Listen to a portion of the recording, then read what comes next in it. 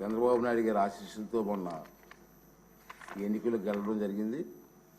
అదేవిధంగా చెప్పాను, రచ్చబండ మరియు ఇతర కార్యక్రమాల ద్వారా సామాన్య ప్రజలకు కూడా బాగా పరిచయమైన వ్యక్తి. అటువంటి వ్యక్తి ఇక్కడ డిప్యూటీ స్పీకర్గా పనిచేయడం మనందరికీ కూడా ఆనందదాయకం.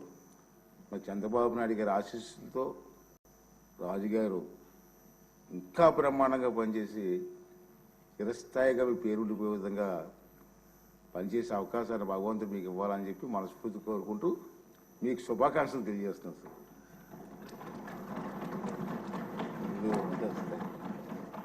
సార్. బాబు గారు, కళ్యాణ్ గారు, మనోహర్ గారు